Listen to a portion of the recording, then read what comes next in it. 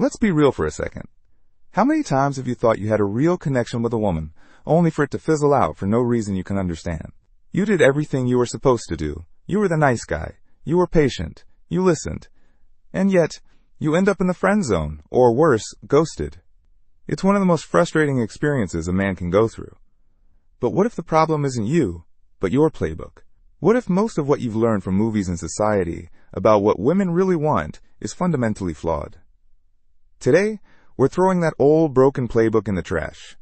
We're not talking about opinions or theories. We're looking at the hard science, the neurobiology, and the deep-seated psychology that actually drives attraction. I'm your big brother, and I'm tired of seeing good guys finish last because they're using a faulty map. Today, I'm giving you the real map, the one that leads to genuine, powerful connection. So if you're ready to stop being confused and start being the confident man she's been waiting for, you're in the right place. This is how a woman's brain works in love and how to use it to your advantage. So you've met a girl.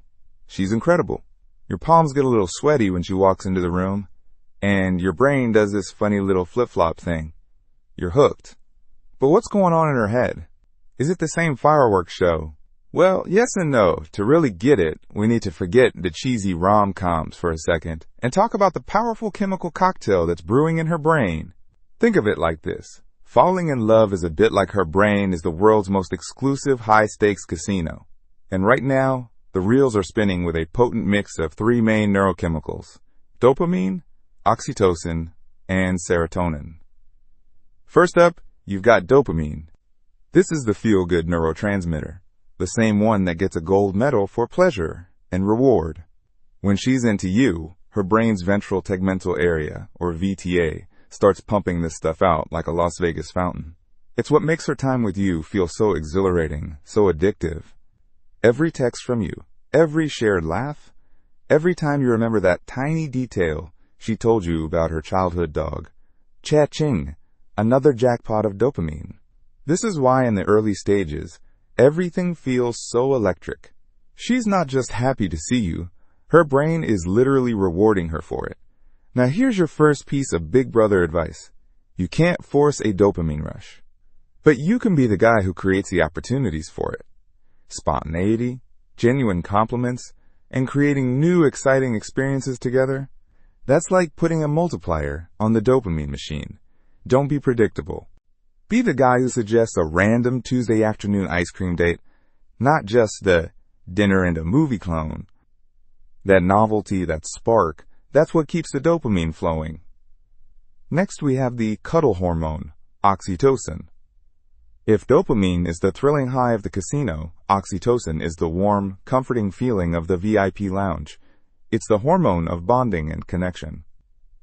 It's released during moments of physical closeness. A hug that lasts just a little bit longer, holding hands, and, of course, intimacy. But here's the secret most guys miss. Oxytocin isn't just about the physical. It's about trust and emotional security. When you listen to her, really listen when you're vulnerable with her, and she feels safe enough to be vulnerable back, her brain gets a healthy dose of oxytocin. It's what starts to transform "this is fun" into "I feel connected to you." So how do you use this to your advantage? Be a man of your word. If you say you're going to call, call.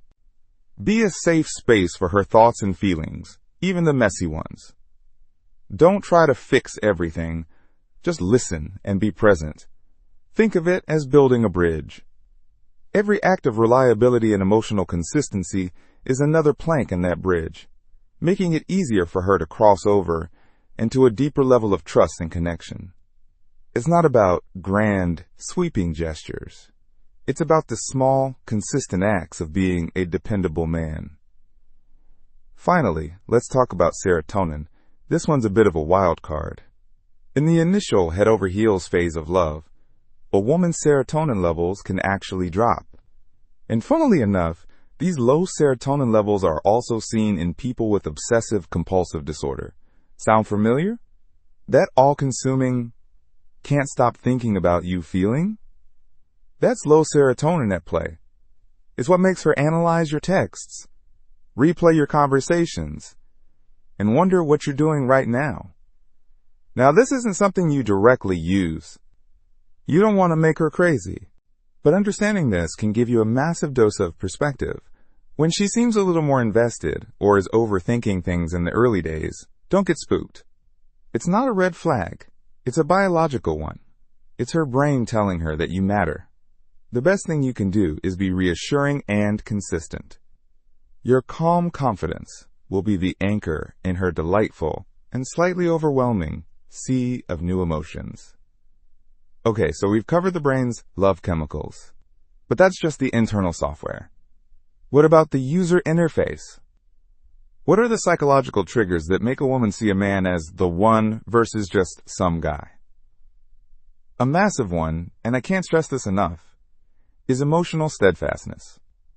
Look, a woman's emotional world can be a vibrant, dynamic, and sometimes turbulent place.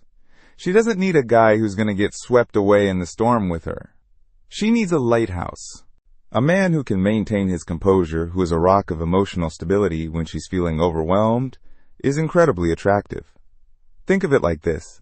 Her emotions are like a wild, beautiful river.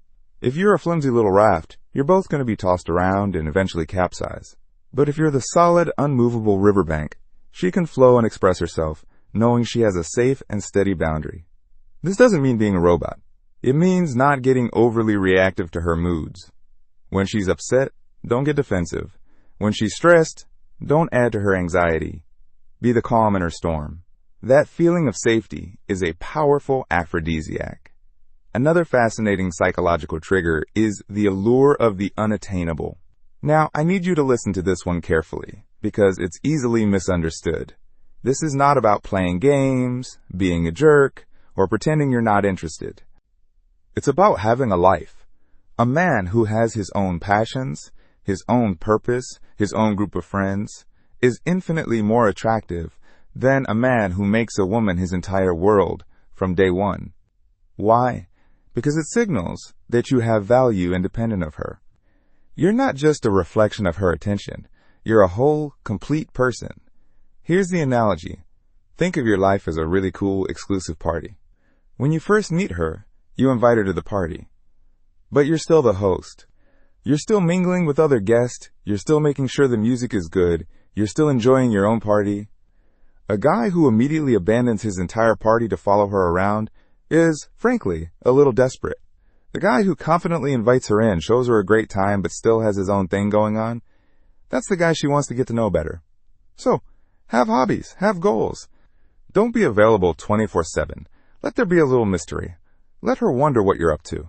That space is where intrigue and desire grow. Now, let's get into something that a lot of guys are completely oblivious to, but it's running in the background of every interaction you have with a woman. Hormonal and sociological influences. This is the ancient programming, the stuff that's been hardwired into her DNA for thousands of years, and the societal scripts that are playing out in modern dating. Let's talk about her cycle. Yes, we're going there. Research has shown that a woman's attraction can subtly shift depending on where she is in her menstrual cycle. Around ovulation, when she's most fertile, some studies suggest she may be more drawn to men with more stereotypically masculine features, a strong jawline, a deeper voice, a more dominant presence. This is her ancient biology whispering, "He's got good genes." However, during other parts of her cycle, she might place a higher value on traits that signal a good long-term partner: kindness, reliability, and emotional intelligence. This is what some scientists call a dual mating strategy. It's her brain's way of trying to get the best of both worlds: good genes for potential offspring, and a dependable partner to help raise them. So what's the advantage here? It's not about tracking her cycle on a calendar. That's creepy. The advantage is in understanding that you need to be a complete man. You need to cultivate both your strength and your softness. Be the man who can take charge and make a decision, but also be the man who can listen with empathy and offer a comforting hand. Be the confident leader and the compassionate partner. A man who can embody both is a man who is attractive to her, no matter what her hormones are telling her. And let's not forget the huge role of modern society. In our hyperconnected, social media-driven world, women are often bombarded with conflicting messages. They're told to be strong and independent, but also to be soft and nurturing. They're told to have high standards, but not so high that they're unrealistic. This is where you, as the emotionally intelligent man, can truly shine. Recognize the pressure she's under. Acknowledge the complexities of modern dating. Be a source of clarity, not confusion. How? By being direct and honest. In a world of situationships and ghosting, a man who can clearly and kindly communicate his intentions is a breath of fresh air. Don't leave her guessing. If you like her, tell her. If you want to see her again, ask her out. That kind of straightforward confidence cuts through all the noise and makes her feel secure. So there you have it. The inner workings of a woman's brain in love. It's a symphony of chemicals, a tapestry of psychological needs, and a dance between ancient biology and modern society. And as you've probably realized, the advantage I've been talking about isn't about manipulation or mind games. It's about becoming a better man. It's about being the kind of man who is naturally aligned with what a woman is biologically and psychologically drawn to. It's about being a man who creates excitement and novelty, a man who is a rock of emotional stability, a man with a rich and fulfilling life that she's invited to be a part of. It's about being a man who is both strong and gentle, confident and compassionate. Ultimately, the best way to use this information is to use it to improve yourself. The more you understand her, the more you'll understand what you need to cultivate within yourself to be a worthy partner. This isn't a shortcut to love. It's a roadmap. A roadmap that, if you follow it with sincerity and a genuine desire to connect, will lead you to a much more profound and successful love life. So go out there, be the best version of yourself, and remember the lessons from your big brother. You've got this. If this video gave you that aha moment, do your big brother a favor and hit that like button.